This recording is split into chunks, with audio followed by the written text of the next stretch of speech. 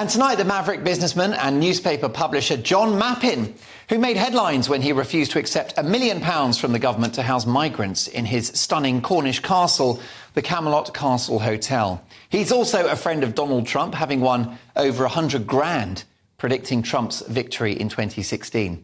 He started his career selling silver balloons outside Harrods and now boasts a media and hospitality empire. The drinks are on him. John, welcome to the show. Well, very good to see you, Mark. Thrilled to have you in with us. Good luck with that wobbly stool, yeah, by the way. £1 million to accommodate migrants. Why did you say no? That's a lot of money.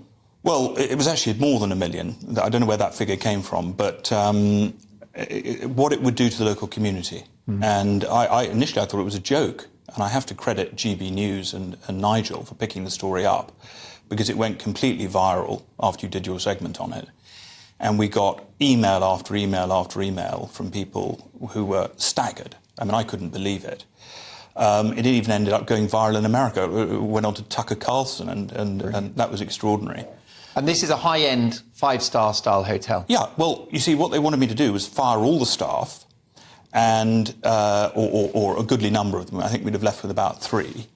And then I said, well, what if the breakages in the hotel? Because it's a fairly pleasant hotel. And ornate. It's quite ornate. And they said, oh, don't worry, we'll pay for the costs of that. And that I just couldn't believe. But I also said to them, well, what are you going to do to the local community? What's going to happen to these people? Is the government doing anything about that? And they said, no, nothing at all. And then, of course, you guys picked it up and it went viral. And I thought, when the government actually said that they were going to change their policy. And, because actually you guys raised so much noise about it. Here's what you're not going to believe, Mark. 3 weeks ago, I had another letter. Another offer? Another offer. And they'd come up with another solution, but now they've gone back to the luxury hotel solution. And this time, I called the company, which was a different company, and I made copious notes and documentation of the telephone call.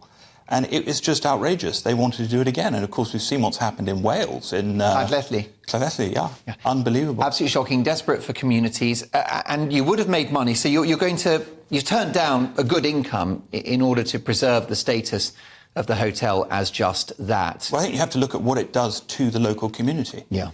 And it would have devastated. I mean, we are the main employer in town. And our staff have been with us for decades. And it's a popular local hub. People go and have dinner there, they have drinks there, and they stay there. Of course, they have weddings and all the rest of it. Oh, all sorts of things. Yeah, well, it is the hub of the village. Bar mitzvahs, all the rest of it. All that, you know. Absolutely. Let's talk about Donald Trump. You made over 100 grand predicting that he would become president. What's your appraisal of his time in the White House? You know, I think he did a good job under the circumstances. I think he came into an assault from day one, really. I think the economy boomed, and that, of course, is really the measure of any presidency or leadership. I think he did a great job, and I think it's a good chance of being again. No wars either, no. Unlike now under Joe Biden and Ukraine, no. with the Americans sending cluster bombs to Ukraine, which the Brits say is the wrong thing to do. You've written a letter to Rishi Sunak. What have you called for? Well, just to get together, because it is completely endable. I had a meeting a few days ago at the Russian embassy with the ambassador and with actually the military attaché. And there is no question at all that this whole thing can be put to bed in less than 24 hours. Do the Americans want this war to end? Well, I don't think they do, and I think that's the problem. But I think we as Britain, with our tradition of diplomacy and supposed intelligence, we should really not be playing into the Americans' game. We've tended to do this in the past few years. But what we have to remember is that every day you and I are sitting here and we're putting our children to bed.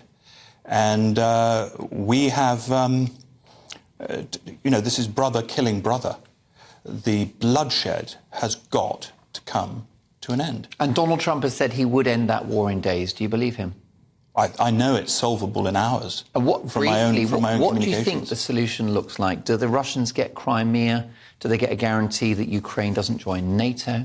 I think the first thing is we need to be honest about the actual reasons that it started. And that has to be part of any negotiation. What we're being fed at the moment in the West is really false information about the origins of the war and why it started.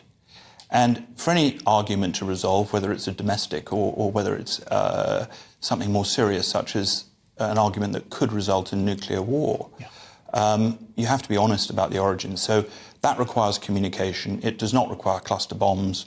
It does not require depleted uranium.